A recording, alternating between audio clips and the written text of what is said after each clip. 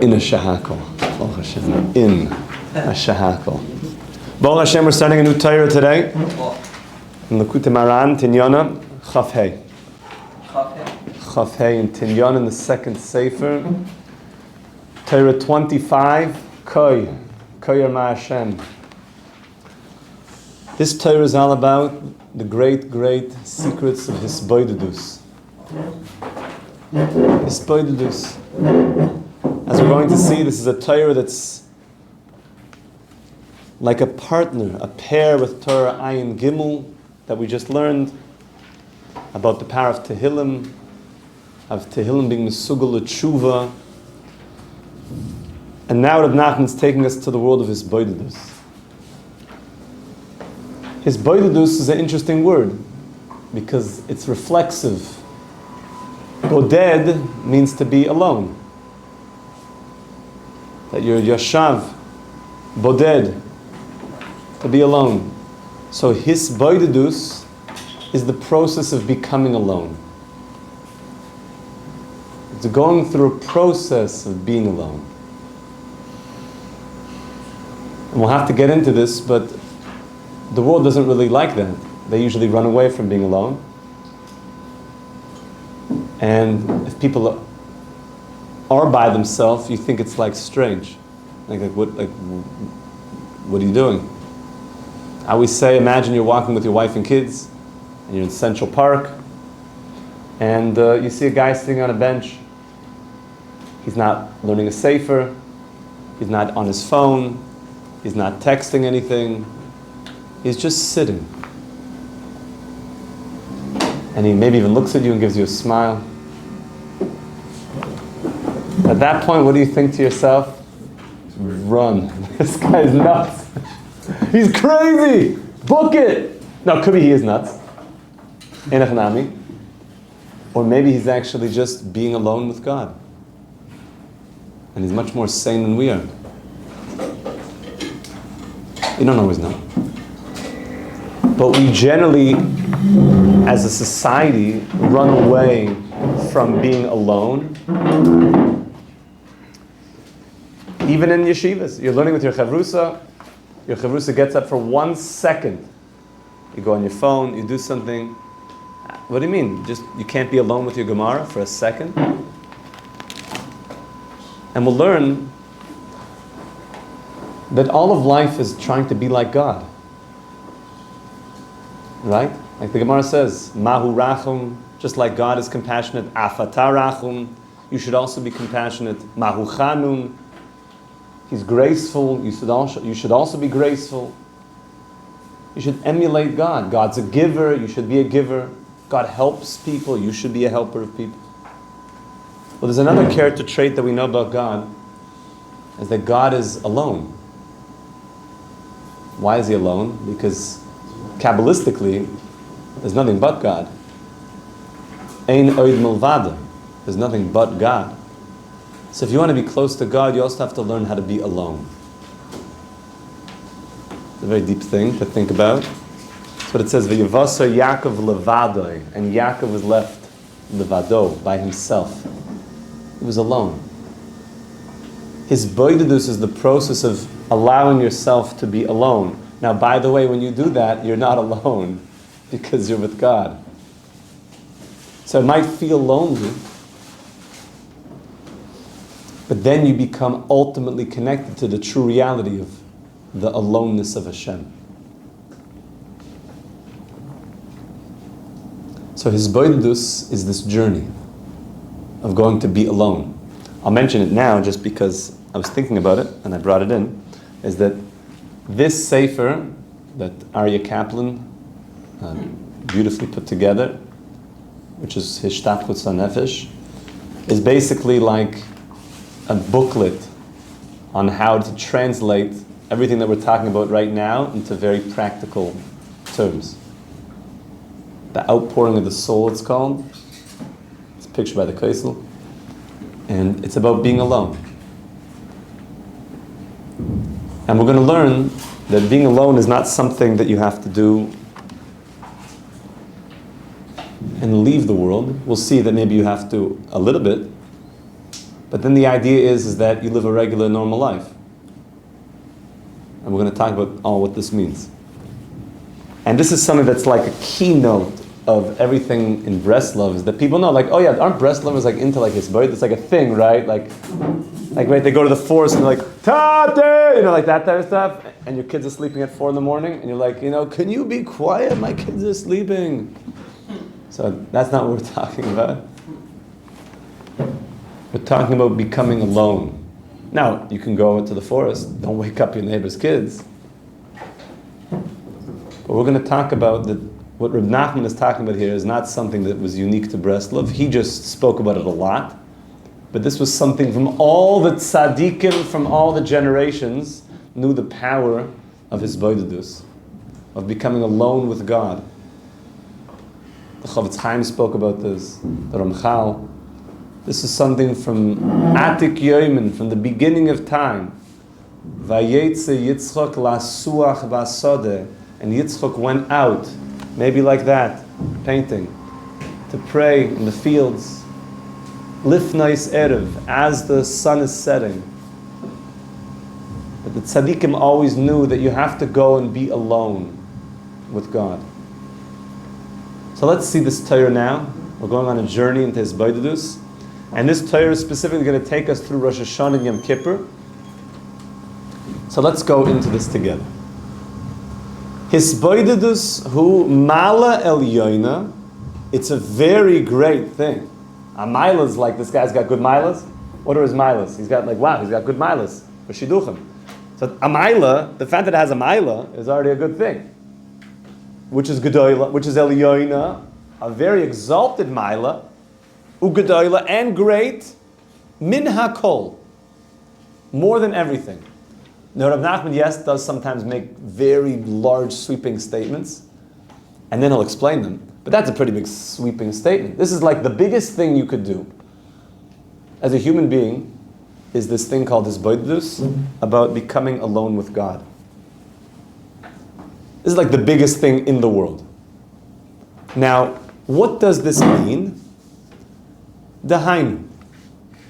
What is this thing called Hisbodedus that we're speaking about, which happens to be the biggest thing? It's Gedoyla min hakol. What is this thing? Likboya loy. Likboya is the lashon of keva, to establish, and make it keva. Keva means set. To establish for oneself, al kol ponim at least, Shah or yoser, an hour or more daily. We'll see, maybe does it mean an hour? Many would say that in the Breslov Masorah that it means mamish an hour or more. Others say Shah means like a period of time. It's like a period of time. Or more, every day, lehitboded levado, to be alone by yourself. So what's the double lashon? So I was thinking that lisboided levado, to be alone by yourself. Just tell me that I need to be alone. And by the way, where? Be'ez a cheder, or basade, in a room, a private room, or in a field. And what do I do there? We'll talk about it. You're going to talk to God. So why does it say lisboided levado?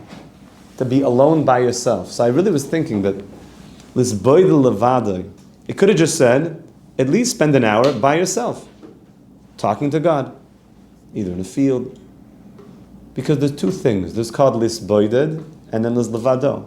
Lisboided means to make yourself alone with God. Levado means actually by yourself.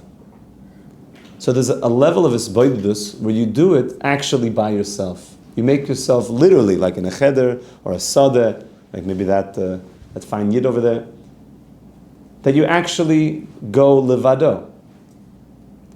But then there's another level of hisbodedus where when you're not levado, you came back from the field, you came back, you went out of your room, and now you're speaking to your wife and your kids, you're hanging out with Talmidim, hanging out with your Rabbanim, you're going to a simcha, but you never left hisbodedus. You're still alone with God. You're still here, you're like having conversations, but at the same time as you're talking to people, you're alone with God. You're buying a coffee from the coffee shop, but you're just alone with God. You're not levado anymore because there's other people and it's great. We love people.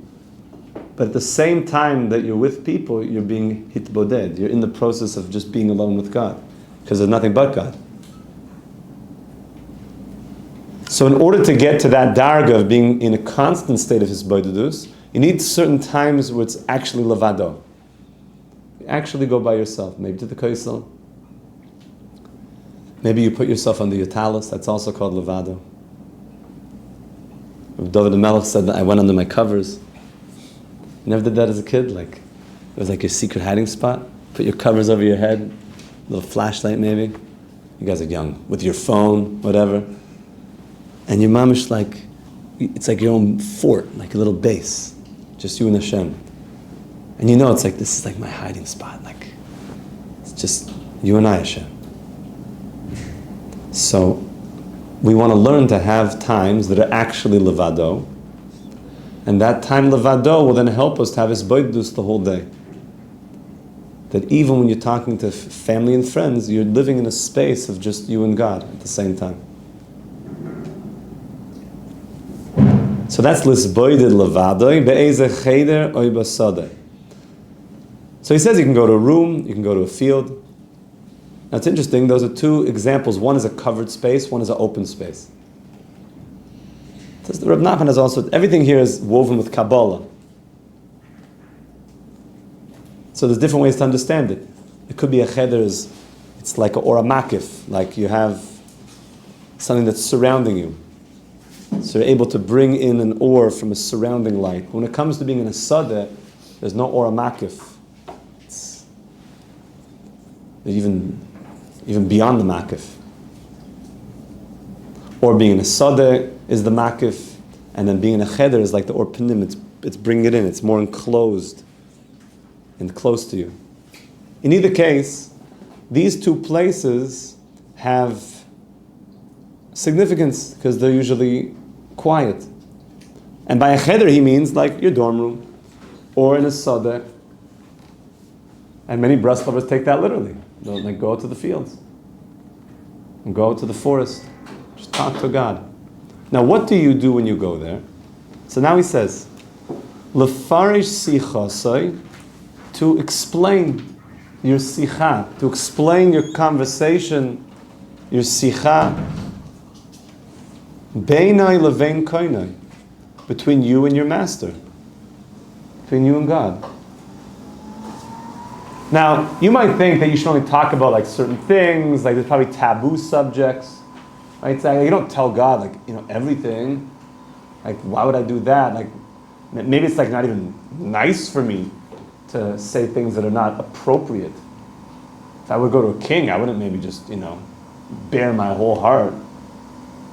But when it comes to God, say everything. Everything. What about my complaints? Oh yeah, everything. Says the Rebbe, b'tainus v'amaslis, all my problems, my tainus, my complaints, all my excuses that I've been making in my life. Tell God about them. Everything. Everything. Everything that's going on. B'divrei chen, in a way of grace, Hashem, please, I want to find grace by you. And ritsui upius. Ritsui is when you're also trying to, let's say you hurt somebody, you have to be mafayas them. This is a halacha also before Yom Kippur, is that let's say somebody did something and they feel bad now and they want to do tshuva. So if they did it to somebody else, they have to go ask for forgiveness. Now maybe that person is not so, happy with what happened. So you have to really, bepius, beritzu, you have to really I'm sorry, bro, I'm sorry, I really am. You keep waking me up when you come in at night. Every night, you said that before. You really mean that? I'm telling you, I'm going through stuff, and like I'm really making breakthroughs in this. Like your actions are going to be stronger than your words. You know, you're right. Like I know, I'm trying. I'm really. Oh, bro, like, just I hope you find in your heart, like I really want to be better. Okay, like I trust you, like I believe, like I feel that you're saying something authentic right now. That's ritzui. It's like I'm trying, and you mean it. And don't wake up the guy when you come in late. Also, that's it. That's like the end of the tshuva. But the ritzui is like I'm trying to really let the person know that I'm changing and I'm better, and can you please find it in your heart to see that? So you're talking to God about that. You're saying, see that I'm different. It's very vulnerable, this relationship. It's like open and vulnerable. Levakesh, to ask, ulischane, and to like plead. Milafanav Hisbodedus, in front of God. In front of God. There's no distance here. When you're talking to God, you're in front of God. Not physical, but spiritually. You're talking to God. And what is the penultimate of what this is all for? Shiur karvai elav le'avoidosai be'emes. I just want to be close to you, be'emes. I just want to be an Eved Hashem. That's really where this is all going. Okay, and talk about all your stuff and your hang-ups and this one and that relationship and whatever. Just say it all. And at the end, Hashem, it's just because I want to be close to you and I want to speak all this out and just... It's the best therapy session. And you don't even get a bill in the mail afterwards. It's worth paying a bill to a good therapist, but I'm saying, Hashem, there's no bill. It's all gains. But just, it's got to be honest and emistic. Hashem, help me. I want to be better. And specifically, you're going to a place that's hopefully quiet in the beginning, that even when you come back into Times Square, you're just also able to talk to Hashem, like it's just you and Hashem. Yes, Yoni. When you dive in like beautiful and you don't dive in with the minion, like your answers may not be like answered or listened but not answered. But is that the same thing with this when you're alone that you may not be answered? No, that's formalized prayer. That those tefillahs have a schus when they're with a minion, because the minion doesn't have anything that is blocking it. The minion is like a microcosm for the macrocosm of Klal Yisrael. And Netzach Yisrael lo yeshaker, and Klal Yisrael is forever. The Jewish people are eternal. When you're in a minion, you're creating like a microcosm of the entire Jewish people, and Hashem looks at the prayers of the entire Jewish people as having merit. But if a person breaks himself off for those formalized tefillahs, and he says, I'm going to do my own thing, so Hashem says, well, let's see if you as an individual have merit, because you're moving outside the minion.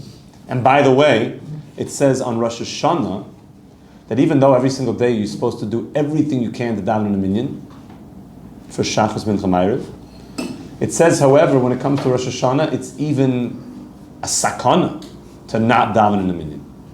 It's so important for Yom Noraim to daven in a minion that it brought down in halacha as like, don't play games. But I just want to daven Yechidus on Rosh Hashanah. Rosh Hashanah is the time that you want to be in the merit of Klal Yisrael as an entirety. That's as far as formalized tefillah, how it works. But when it comes to Hisbodedus, this is something which, in a certain way, is not connected to those formal tefillahs. This is just the yearnings and the secret place of a heart of a yid. This is, in a certain way, what the formal tefillahs have, is that There's a technology that the Anshe Knesset HaGedolah gave us, and David HaMelech gave us, and Tehillim, that pull us back through the gates of Tshuva. They get us to where we need to go. But because they're formalized, they help the entirety of the Jewish people and the entirety of humanity go to where we need to go to. But they don't fully unleash the individuality of the human being. The individuality of the human being comes through Hisbodedus, because Hashem says, let me just see you. Let me see the wholeness of the you. I want to see, in Shachris, there's not like so much, room to just all of a sudden start like just doing your own thing, like just making up a song or something with words in the middle of Shemona Esrei or in the middle of Birkas Kriyat Shema. Like there's actually like rules of how the pipelines work. It would be like going into a spaceship and saying like, I don't know if that button like looks nice there. I'm not vibing with it. I think we should move it. Do you understand there's a technology? Like, we gotta get this thing to the moon. I know you don't maybe think that like it's like got a good vibe, or maybe change the color or something, like the scheme is off in your opinion, but like there's a technology here that will get us to where we need to get to. That's formalized tefillah. And that's essential in formalized tefillah, that a person knows that there's a technology that's taking us to where we need to get to. But when it comes to Hisbodedus, anything you feel, you go with. Anything that's on your heart, at that place, the technology is, maybe this button doesn't feel right here. Maybe it should be a different color scheme. Your rocket ship is something you're designing, and it will fly according to your design.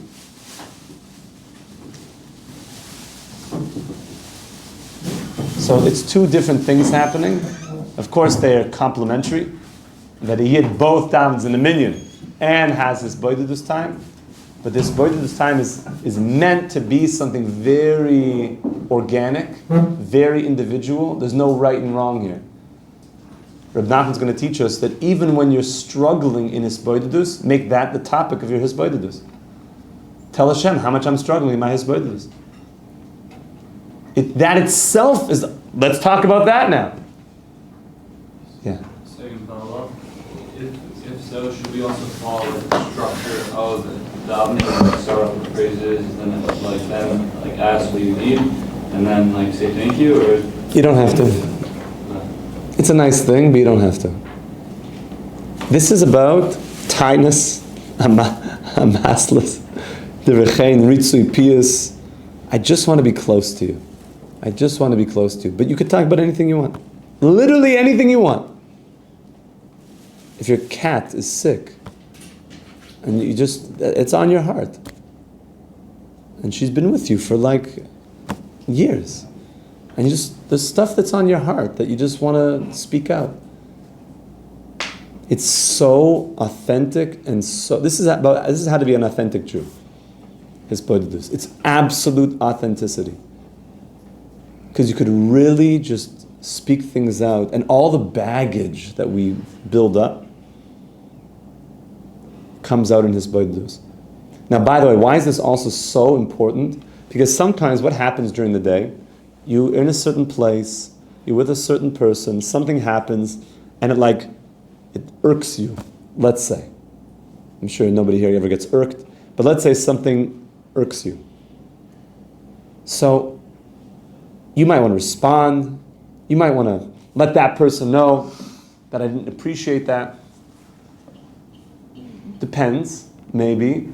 But if you know that you have a period of your day of Hisbodedus, you can almost tell yourself, I'm gonna speak this out with Hashem, exactly what happened. I'm gonna work through this. If I respond right now to this person, it could be there's gonna be a blow up, the whole thing's gonna explode. But if I know that I have today a specific time that I have blocked off, that I'm gonna really honestly speak this out with you, God, everything that happened, so I'm not so bothered anymore, because I'm going to work through this. There's something happened that I didn't know about, I didn't consider. So Hisbodedus is this amazing time that you can work through things in like a very, very meaningful way. So it doesn't have to be that structure. It could be that structure. It could be anything you want. You're carving out a space where you can very honestly, in a raw, vulnerable way, share anything and work through things. So says the Rebbe. So you must be thinking, well, probably the way to do this is I have to make sure that I speak maybe like Lashon Kodesh. So I'm going to have to learn how to speak Lashon Kodesh, Hebrew, and then I'll be able to do this properly. Because like that's like God's language. You know, the Torah is written in Hebrew. He says, no, actually speak any language you understand. Actually, better that you don't even speak in Lashon Kodesh, if it's not your mother tongue. Speak in French. Tu parles français? If that's your... Oh, now Michael's like, oh. He said something in French. So, dafka you should speak in French. Or English. So says the Rebbe. You should speak to God in the language that you speak in. I mean, God understands English? Yes. Yes, he does. A few years ago, Reb Melech Biderman was here for Rosh Hashanah. He comes every year, Baruch Hashem, Teisha Torah. So it was, and then, you know what he does? He doesn't sleep basically for 2 days straight. And then right after Rosh Hashanah finishes, to Reb Shimon Bar Yochai, he goes up to Reb Shimon. So he asked all the Chevra, as he does every year, to write your Kabbalahs, to write the things that you want to accept upon yourself for this year. And he has many analogies about the power of a Kabbalah. And the Kabbalah takes you where you need to get to for a good year. And all of us should be already making Kabbalahs for the upcoming year, thinking about what you want to accept upon yourself. It shouldn't be a big thing, but it means something that's going to go all the way.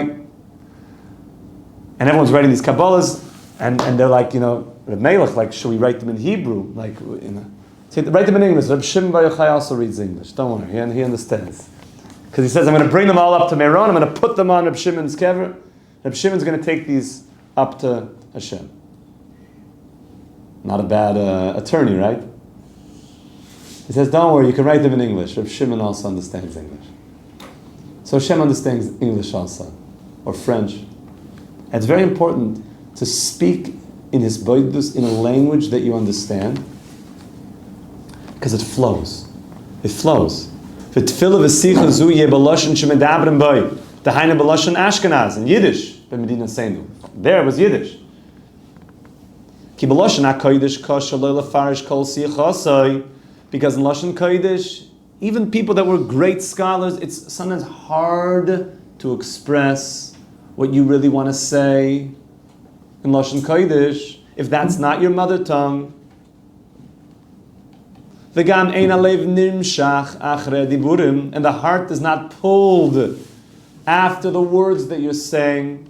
Machmas she'einu murgal kol kach behaloshen. If you're not regular in that language, if you're not regular in that language, you're not pulled after it. But when you speak a language that you're regular in, it pulls your heart. I love Hebrew and Hebrew music. But you should know, every time that a beautiful Hebrew artist has a song, and let's say they're singing in Hebrew, which is like King David's Psalms are in Hebrew. So they're singing a song from King David in Hebrew. And then all of a sudden the song like has like English part to it. It touches my heart a lot. When it goes into the English part, it's like, that's why there's a great artist named A.B. Rottenberg, Journeys. Which is a lot of the songs are in English. And it pulls your heart. It pulls your heart very, very much. Maybe we'll send something with a link to A.B. Rottenberg, to Journeys. It's something, the English words are very pulling because I grew up speaking English. It's my mama lashon. So it speaks and touches something within. And even though I love Hebrew and I love languages, I happen to like French a lot also. And just because I also grew up speaking French. Because Canada is a bilingual country. So we had it in school. And I liked, so it's like familiar. Whenever I hear people speaking French, it's like, it touches something within me, because it was from Girsa Diankasa. It's when I was a little boy, I had it in me. So when you do Hisbodedus, you want to speak to Hashem in the language that you fully understand, because Hisbodedus is a very honest, intimate relationship. And therefore it has to be in a way that you could be honest and open. This comes up sometimes, as you have a guy and he says, maybe a Baal Tshuva guy, and he's like, I think I want to marry just like a Hebrew-speaking girl. Or he has a guy, he doesn't speak French, but he meets a French girl, and he's like, I think I want to marry this girl. How's your French? He's like, je comprends un petit peu. How's your Hebrew? Ani mevin ketzat ivrit. So I'm like, the first question is, no, but she's a great girl. I'm sure. The question is, can you express yourself emotionally in Hebrew? Can you express yourself emotionally in French? Can you express yourself emotionally in Spanish? Can you express yourself emotionally in any other language? If a person can't express themselves emotionally in that language, then I would be very careful of tying the knot. Because yes, it's true, souls are beyond language, but the souls are in this world now. And the two souls are connecting in a marriage, and the marriage is built on very honest communication and vulnerable communication.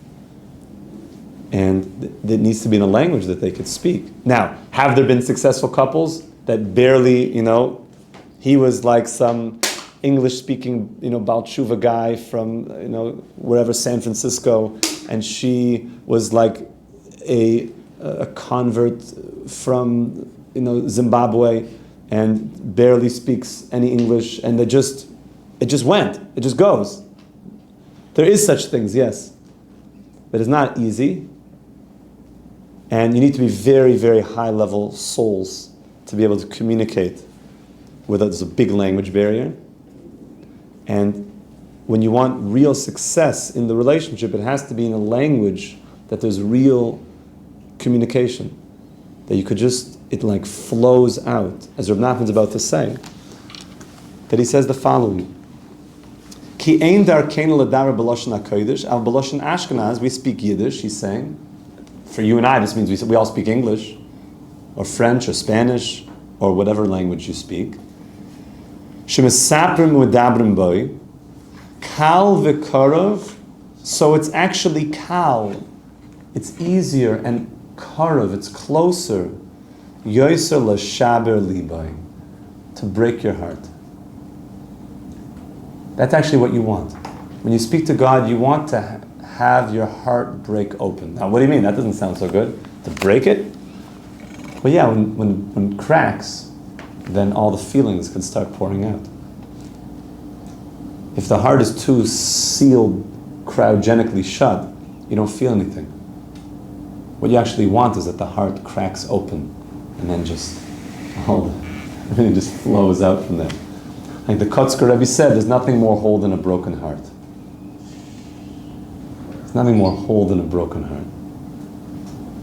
So when you speak in a language that you understand, that's what I'm saying. When I hear these Hebrew songs and all of a sudden they go into English words, my heart just like melts. It speaks my language. And we talk that way, like, oh, you're speaking my language. Like literally, yeah, English.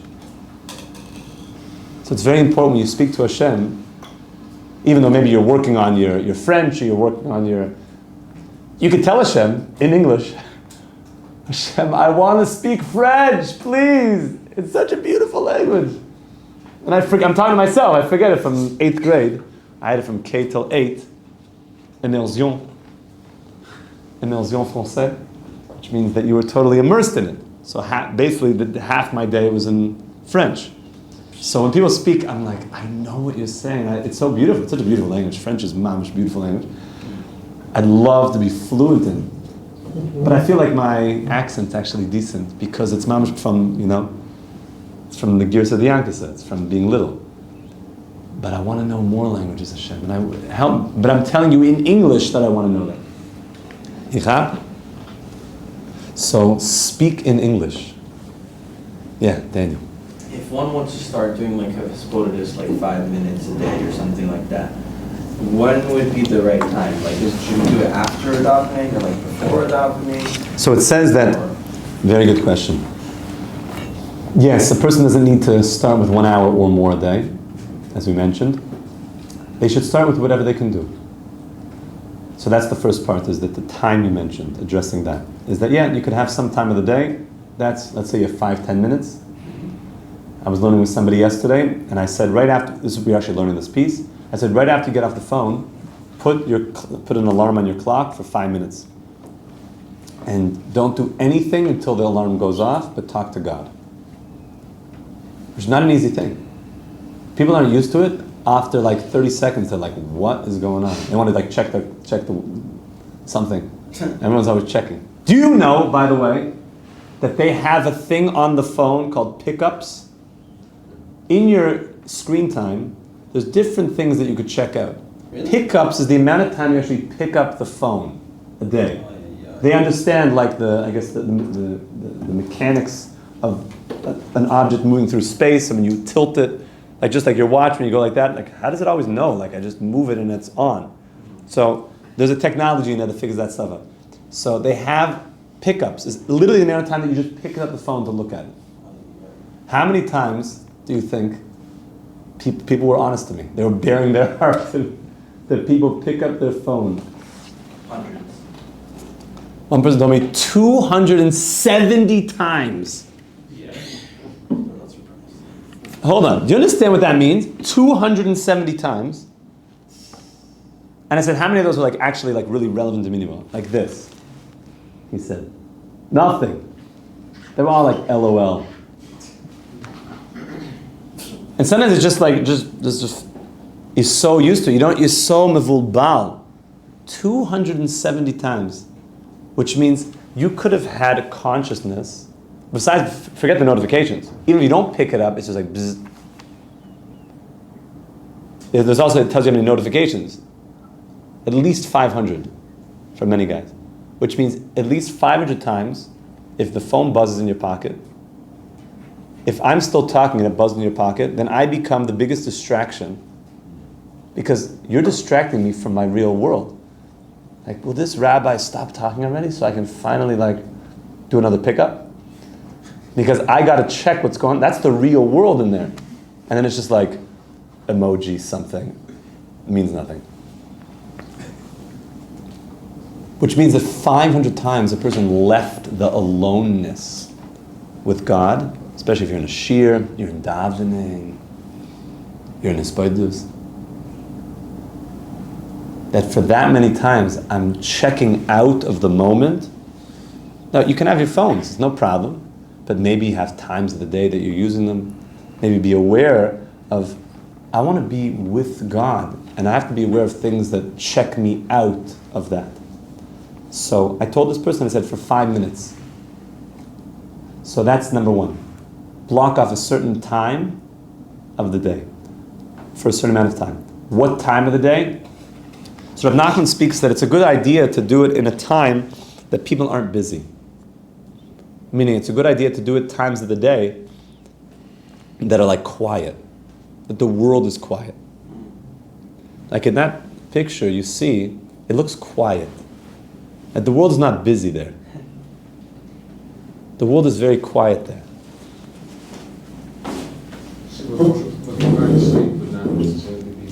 So before going to sleep is a very nice time, because let's say, the world is, it depends on the time you go to bed. The world is quieting down.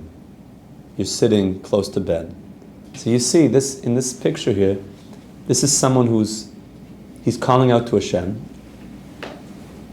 He's by the Sada, he's by the field, by the lake, and he's calling out to Hashem. And it's quiet. He's being misboided. It's around Shkia time, like sunset or sunrise, which are very good times, especially sunrise.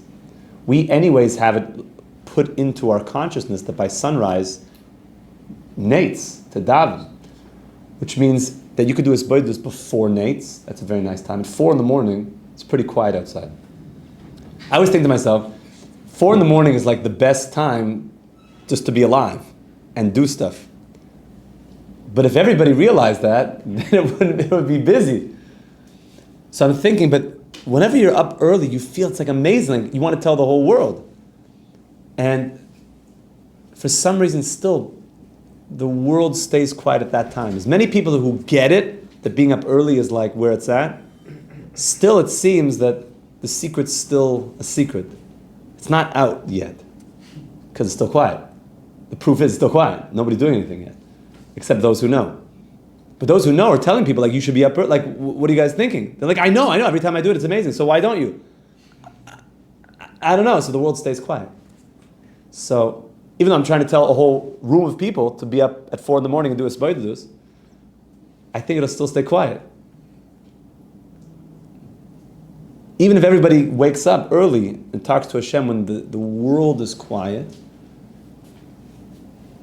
I don't know, maybe it'll still stay quiet. Because it says that in the Torah, that's like a quiet time. So I wonder if everybody woke up at that time, would it still be quiet?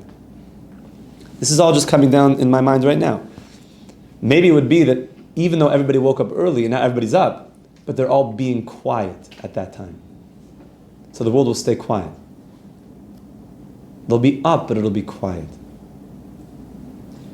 It's a good time. That's a very good time when it's quiet, because the idea is it lisboided levadai, to be by yourself, to teach yourself how to be by yourself. It's hard to start doing that. You're sitting in Times Square. You're just like, I'm by myself. This guy bumping into you. Bro, you're not, get out of the way, bro. You can move away. What are you thinking? With your hands in the air and everything. What's going on? So you have to start, I think, levado, and then you could be misboided in Times Square. Yes?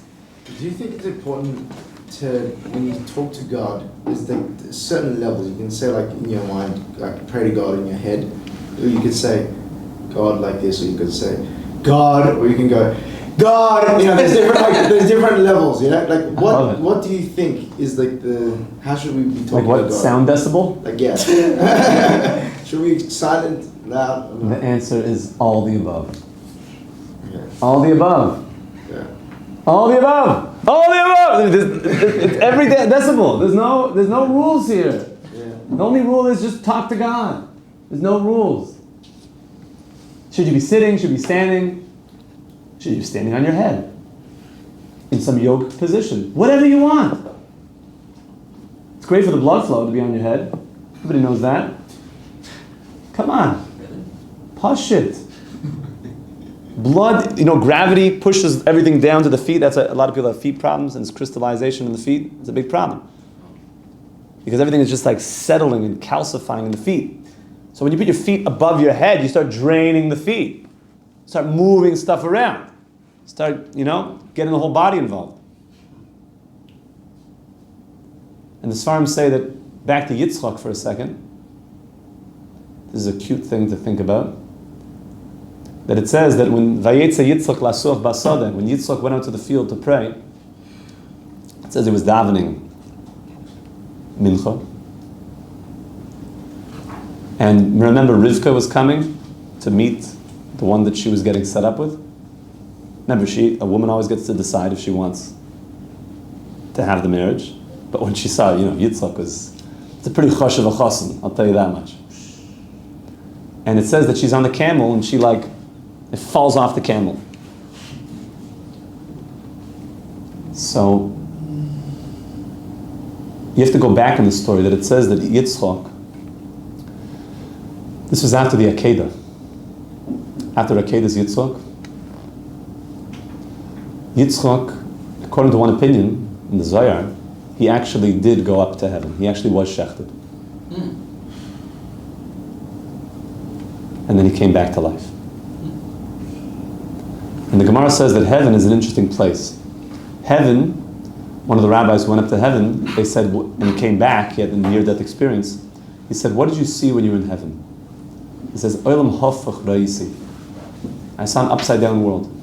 People that are low down here in this world, people that maybe are lowly, maybe that guy sitting in the corner learning a Tosfos, and you're like, what's with that guy? He didn't even get the latest tie fashion that came out this year. So up there, he's very big. And the people that are very big in this world, oh, wow, look at this politician, look at this, oh.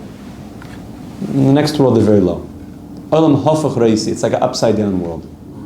Who is that? That's the Gemara says. Upside down world. So the Sfarim say that Yitzchak, when he was in Shemayim, it was a few years up there. So he was seeing the world upside down. So when he came back down to this world, it was just like fresh. So he comes back down to this world, but he came from an upside down world. So he was like walking on his hands. So Rivka didn't see him like normal. She saw him walking on his hands. So she's like trying to like see, because he was on his hands. So she fell off the camel. That's what the Zohar says. That's what the Sfarim say based on the Zohar. So basically what I'm telling you is you could stand on your hands, whatever you want in Hisbodedus. Whatever sound decibel you want, you can stand on your hands. Whatever, that's fine. Can't do veras, but stand on your hands. It's very organic. It's very organic. We're going to talk next time a little bit tomorrow, Mitzvah Shem. Reb Nachman has another piece that complements this piece of why also in the field there's something. He's going to talk about how the fields, this is such a good piece from Reb Nachman, you'll see, that the fields themselves are alive. That the grasses themselves like become part of your, I don't mean the grasses, you know what I'm saying? I mean the regular grass. Become part of your tefillah. And then when your nature, like all of nature helps sing your song with you, you become like symphonic with nature. Yeah. You said people who are great in this world are not so great in the world to come. So can't you contest the Gemara and say, well, look, if somebody's great and they're like, they'd call it a billionaire, and then they're like, okay, I'm going to use this, I'm going to start like developing Sydney, the Jewish community there, or Sounds wherever great. it is in Montreal. Wherever. You're going to go speak there. Yeah, whatever it is. I must Mariah, right? Mariah, yeah, that's what we want to do. And the thing is, if I like, let's say somebody was a billionaire, B'ezrat Hashem. So let's say we were. Amen, if it's going to be good for us. Let's say we use that money in good ways. Wouldn't God look at that? Okay, now in the world to come, I think we can put him in a good book. Like we can make him. It doesn't mean everybody that that has a certain greatness is going to be low, Yeah. but it means generally what we consider great down here is Hollywood star, where the attention is put, some sports figure, where there's so much like wow, that which we attribute as being amazing and great. In the real world, it's very, very low. And often what the world sees is like, you know, what's he doing, learning Torah? That's like, what's he really doing? You're sitting trying to understand a Tosfos. You're sitting trying to understand a piece of Gemara, to understand Rav Achai. What's the difference between Rav Achai and Rav Ashi's Pshat in Rav Yosef in the Gemara? And you're sitting on how did Rav Ashi understand the Brisa? And you're working through that piece of Gemara, and the world is like, trade some stocks, buddy. And he doesn't like get the value of what you're doing, and he considers it low. So up there, it's very big. Olam hafach ra'isi, I saw an upside down world. It's interesting also, I like from that piece of art is that you see the upside down world also in the mirror image. It's an upside down world. You see the whole story in the picture. There's so much here, my friends. This is really being an authentic Jew, and an authentic human being is that you talk to God. This is not just a Jewish thing, this is for the whole of humanity. It's to be somebody that speaks to God. To be able to have an open conversation, honest conversation about anything.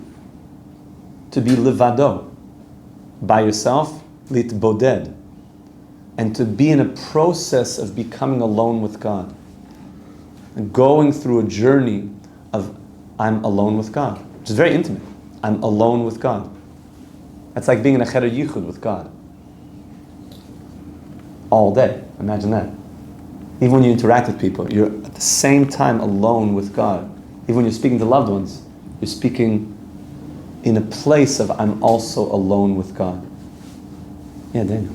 Is the reason, one of the reasons why it's good to talk in the field, because of like, how in Elul there's the, Hamelach Masada, instantly connected? Or? This is the best time for Hisbodedus. This is the best time. The Melech is in the Sadeh. The Melech is in the Sadeh. That's why when the Melech is in the Sadeh, it's hard to get to the Melech when he's sitting on his throne. There's a lot of red tape you have to go through. But when the Melech is on a walk in the Sadeh, and you have a different type of access, you just like encounter, and the Melech is like, you're thinking like, I thought I had to like raise my position in the land, apply to come and see you, wait, weeks, come to the capital city, go through a screening process, and all of a sudden you see the Melech, you're like, could I make a meeting with you, like through your ministers? He's like, just talk to me right now. I'm right here. I'm right here. By the way, and I'll leave you with this. And many times when a person sees a tzaddik or a gadol, they almost become like, and they don't know what to say. You should always have questions. I suggest you take something like this, like a little note thing, like a moleskin thing, that you keep with you, and any like important things that you have in your mind, write it in this. And then when you see it tzaddik, like you ever been somewhere and like the Rosh Hashiva was like waiting by the elevator and it was just like you, and you're like, hi Rosh Hashiva, and he's like, hello. And you could ask him anything, like it's just you and him. And you're like blanking, you're like, I know I've got stuff that I would love to ask right now. So you want to have stuff ready to go that you could just ask the Rosh Hashiva. So it's important that those types of things, write down, have them at your fingertips. Hisbodedus is a good time also, that it's also little pressure, like let stuff come up. You should be zoich, my dear friends, to be authentic, to have authentic conversation. There's going to be part 2 tomorrow. We only have a couple more shiurim for the whole zman before Yom Kippur. So every day we're going to try to pack it in. B'siyata d'shmaya. There's a piece in Rav Nosson that takes us into Rosh Hashanah in a very, very deep way. We'll see if we're able to get to that as well. We should be zoich mamish, to be emes yidden, to be people that are alone with Hashem, and then to bring all of the world into recognition of ein oid milvadoi. There's only Hashem. Hashem is the only existence, and we're all inside of Hashem, and Hashem is willing us into existence and wants that relationship. You just have to pick up the phone and call. We should be zoich to this. Amen. Amen.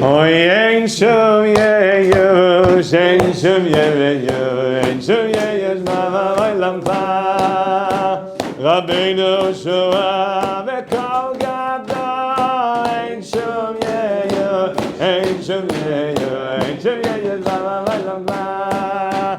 Hey mitzvah gedoy l'aliyah, b'simcha aliyah, b'simcha v'simcha shavati, mitzvah gedoy l'aliyah, b'simcha aliyah, b'simcha v'simcha tami. Yamdiri yamdiri yamdiri la la la la la la la ya la la la la la. La la la, yamdiri yamdiri yamdiri la la la la la la la ya la la la la la la la.